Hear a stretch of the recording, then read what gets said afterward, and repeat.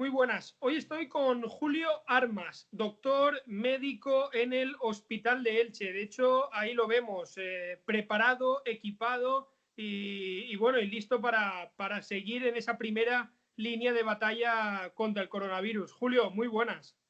Muy buenas, muchísimas gracias por la entrevista y sí, estoy listo para entrar ya en el circuito para atender pacientes. Nos atiendes desde el propio hospital. ¿Cómo estás viendo esta primera línea de batalla contra el virus? Hombre, es cierto que llevamos muchas semanas ya atendiendo pacientes con síntomas respiratorios, muchos con coronavirus positivo, otros tantos por otras patologías respiratorias. Y sí que es cierto que ahora hay una disminución del número de pacientes y vemos un poco más de, digamos, se relaja un poquito sobre todo las esperas y se relaja también la saturación de los servicios. Es difícil porque antes nosotros solo usábamos nuestro pijama habitual y ahora tienes que usar, pues eso, pues ya ves, un pijama, una bata impermeable, los guantes durante todo el día, el gorro, el otro gorro, la mascarilla y todo eso pues dificulta un poco la atención de los pacientes. Cuando entras a ver a un paciente, además de toda la equipación que llevas, tienes que llevar la equipación para ese paciente. Te vuelves a vestir, vuelves a hacer todo el procedimiento, haces un checklist de todo lo que tienes que llevar y después para salir, igual, para evitar la transmisión de un paciente a otro, porque los sanitarios somos vectores de transmisión y sobre todo evitar que tú te puedas infectar. Es difícil, es una situación única, nueva. Ahora estamos un pelín más adaptados, pero para nada somos conscientes de que aún queda un largo camino para desescalar todas las medidas que hemos implementado hasta ahora. ¿Estáis viendo que dan resultado poco a poco estas medidas adoptadas? Y lo que queda, el largo camino que queda, como decías, Julio, ¿cómo lo esperáis ahí en esa primera línea? Está claro que las medidas de confinamiento, que es el distanciamiento físico, han funcionado. Está claro que la disminución del número de casos, aunque aún sigue siendo alta, estamos reportando entre 3.600 y 3.900 casos, el incremento es menos de un 2%, pero sigue habiendo casos positivos nuevos, sigue habiendo fallecidos, en torno a 430, 450 fallecidos, con lo cual hablar ahora mismo de que se está controlando la epidemia a un punto de que permita hacer una vida como la que entendíamos antes dentro de la normalidad, creo que es un poco apresurado. Está claro que el confinamiento funciona, está claro que el distanciamiento físico funciona. Lo que no tengo muy claro es que en la vuelta a la normalidad, desescalando estas medidas, no pueda traer consigo nuevos repuntes y nuevos, por supuesto, brotes de transmisión comunitaria, que es donde está el problema.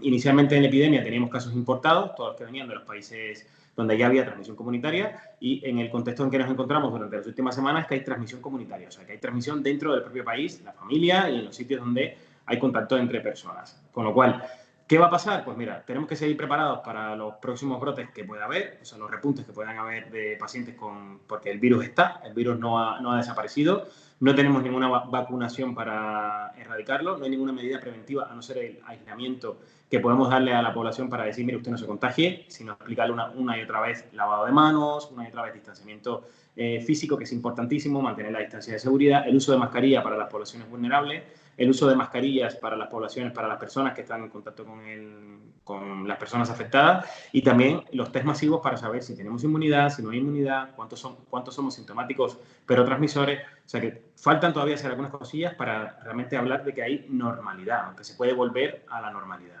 Claro, Julio, desde vuestro punto de vista, los test masivos, hacer test a la gran mayoría o a toda la población, ¿aliviaría? ¿Sería alguna solución? ¿Y por qué crees que todavía no tenemos este servicio?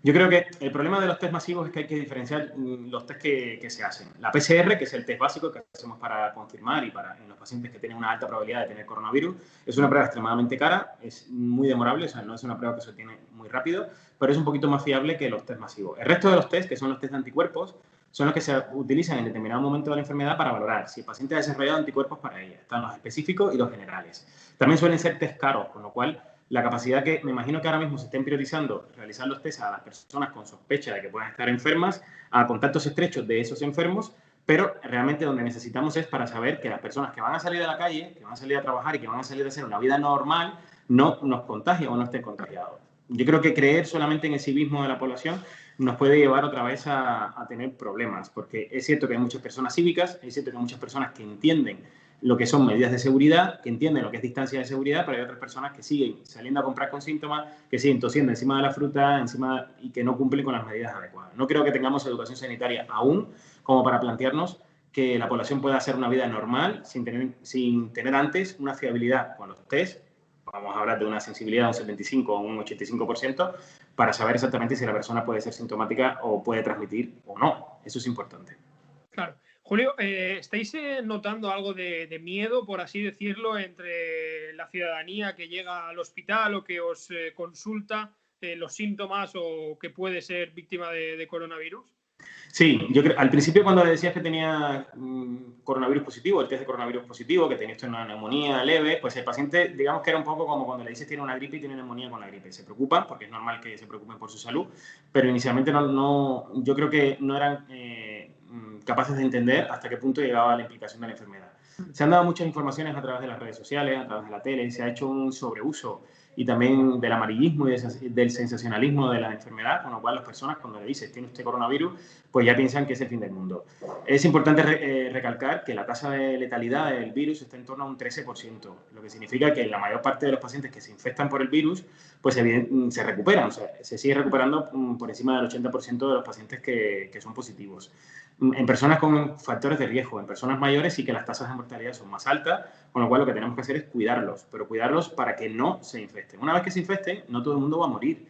Y eso es importante. Los pacientes cuando tenemos que explicarles muy bien que tiene una neumonía leve, que ahora mismo los parámetros de la analítica son normales, o los parámetros de la analítica no son normales, pero que la gravedad pues en este momento es leve. Explicarle cada uno de los procesos que se van a seguir, porque el paciente está solo, está aislado y está sobre todo tiene una gran incertidumbre de que si no le va a pasar a él lo que le ha pasado a otros. Hablamos de casos esporádicos de personas jóvenes que mueren sin factores de riesgo, policías, guardias civiles, médicos, enfermeros, pero bueno, eso realmente siguen siendo casos esporádicos. Duelen, porque cualquier muerte duele, y más cuando es una persona que está en primera línea intentando ayudar a los demás, pero no siguen representando más de un 5% de la población total ni de la mortalidad total. O sea que el mensaje tiene que también llevar un poco de calma. La mayor parte de los pacientes que tendrán esta enfermedad se recuperarán en un periodo de 1 a 2 semanas, podrán seguir haciendo vida normal y no tendrán ninguna secuela. Hay un porcentaje que no es desestimable, pero que no es la mayoría, que harán todo lo contrario, se tendrán secuela, estarán mucho más tiempo ingresados, harán neumonía, que finalmente se recuperarán y bueno, pues podrán seguir haciendo también vida normal.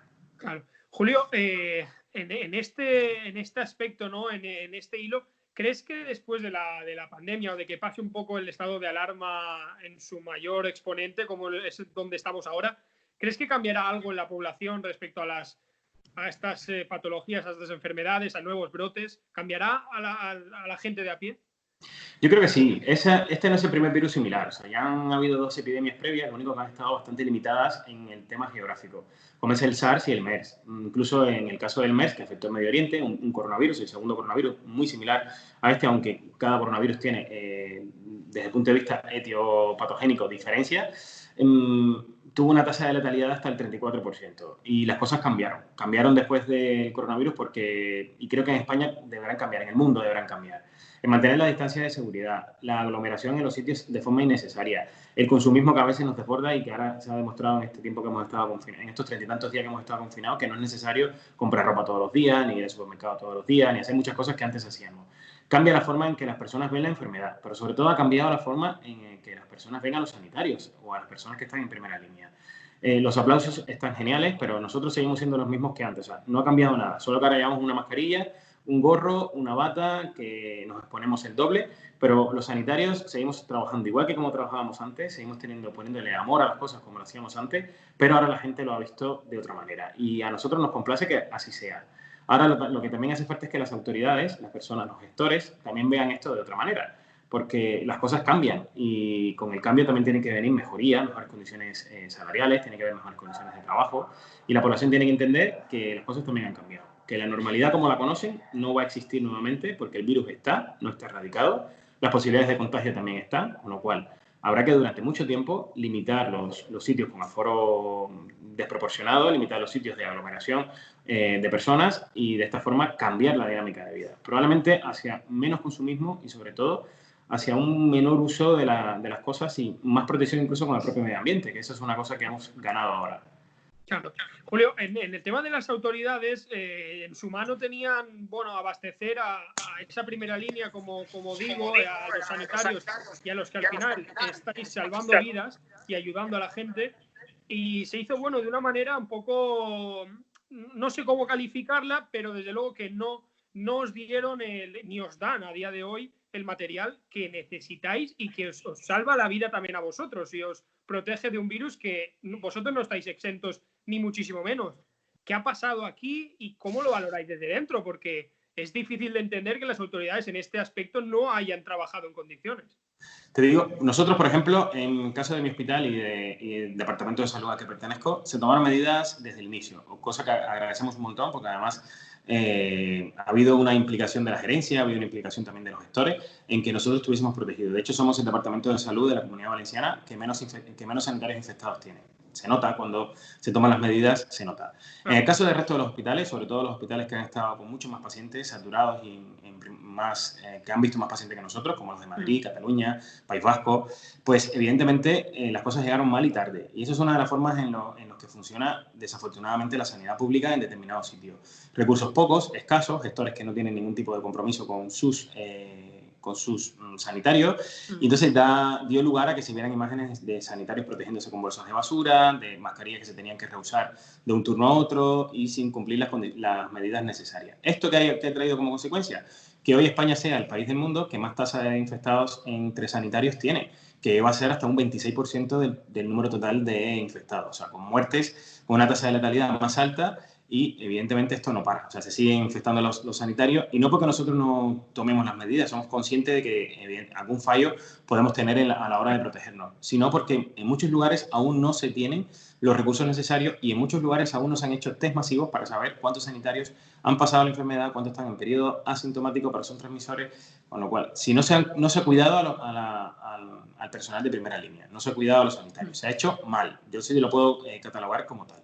No, en nuestro caso se ha hecho bien, ya ves los resultados, en el resto no se ha hecho del todo bien.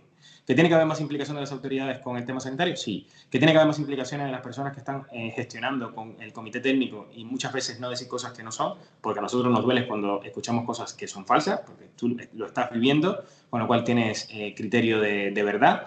Pues también lo que hay que hacer es simplemente protegernos más. Y para protegernos necesitamos los medios necesarios. Y que no se escatimen dinero para gastar en eso, en la protección de los sanitarios. Has empezado un tema muy interesante, Julio, porque, claro, vosotros que sabéis la realidad y que estáis expuestos al 100% y que sois, repito, los que salváis vidas, y no me cansaré de decirlo, cuando escucháis al comité técnico, como tú decías, decir cosas que no son o que no tienen ningún tipo de razón, ¿no? O de sentido, ¿de dónde sacan esto? ¿De dónde, para qué envían esos mensajes erróneos? Sí, yo creo que hay que tener mucho cuidado a la hora de dar un mensaje de ese tipo. Son las personas que se convierten en referentes de una epidemia, se convierten en los referentes a la hora de manejar una epidemia y se han dado mensajes muy contradictorios. O sea, yo no tengo ningún problema con criticar muchos de los mensajes que se han hecho, otros se han hecho bien, muchas campañas de información sobre las medidas de prevención, sobre el uso de mascarilla y demás se han hecho bien, pero hemos pasado de decir que íbamos a tener 1 o 2 pacientes escasos a tener pues casi no, más de 20.000 muertos y más de 200.000 afectados. Entonces, el comité técnico probablemente yo creo que se necesita más prevención que curación. Se necesita adoptar medidas preventivas que sean más eficaces y no medidas curativas, porque ya todos estamos de acuerdo que en el tema curativo, cuando ya tenemos enfermos, es extremadamente difícil controlar que no haya saturación de las UCI, que no haya saturación de los servicios de urgencia, que la gente no esté aglomerada en los pasillos. O sea, eso es imposible. Con lo cual, si lo que evitamos es que lleguemos a ese punto, al punto de la saturación y el colapso de los hospitales, se hace tomando medidas preventivas. El confinamiento llegó tarde. Eso ya creo que todos estamos de acuerdo con que se confinó tarde. ¿Después se hizo bien? Pues sí, las medidas de confinamiento están dando ahora sus primeros resultados. ¿Nos estamos apresurando en la desescalada? Pues también. ¿No se ha cuidado a los sanitarios? Pues no se ha cuidado a los sanitarios correctamente. ¿Que se han dicho cosas que no son verdad? También. Se han dicho muchas cosas que no son verdad. Todos estamos aprendiendo. Y aquí lanzo pues un voto a favor de este comité, ¿no? Estamos aprendiendo de un virus que nunca antes había afectado, que nos había afectado a nosotros. La última gran epidemia fue la de 1918 con la gripe española y claro, ninguno de los que en ese momento estuvo está ahora. Y tampoco teníamos una experiencia clara con los nuevos medios que tenemos ahora. Esta es una época de incertidumbre, es una época de estrés desde el punto de vista emocional a la hora de tener que afrontar esto, pero también es una época de muchísima desinformación. Hemos asistido probablemente a la generación de bulos y de desinformativos más grande en la historia de las redes sociales y es difícil para nosotros hacer un poco de trabajo sanitario. Por eso, además de lo que hacemos en el hospital, además de atender a pacientes con coronavirus, nos hemos volcado muchos sanitarios en las redes sociales para transmitir mensajes basados en evidencia para explicarle a la población las cosas que se tienen que hacer y que están basadas en la evidencia. ¿En qué evidencia? Pues en las que tienen los que lo han vivido antes. En China, en Estados Unidos que están haciendo muchísimos estudios, en Italia, y nos adelantando a esas cosas. Después ves que de alguna forma se da una información contradictoria de los expertos y entonces ya empiezas a dudar un poco de que realmente lo estén haciendo muy bien. De todas formas, el mensaje es de confianza. Yo creo que no hay uno ni dos, sino varias personas que están detrás de este comité que se han puesto en determinadas situaciones, han vuelto a modificar determinadas cosas, digamos que han recapitulado en algunos temas, se van modificando todos los documentos todos los días y esperemos que ahora en la desescalada lo hagan bien, porque si no, nosotros que estamos aquí vamos a sufrirlo otra vez. ¿La ves un poco precipitada esta desescalada? O sea, a partir del 9 de mayo como fecha límite de este confinamiento total, por así decirlo, ¿ampliarías un poco más en el sentido de, bueno, vamos a prevenir lo que decías tú antes, más vale prevenir que curar?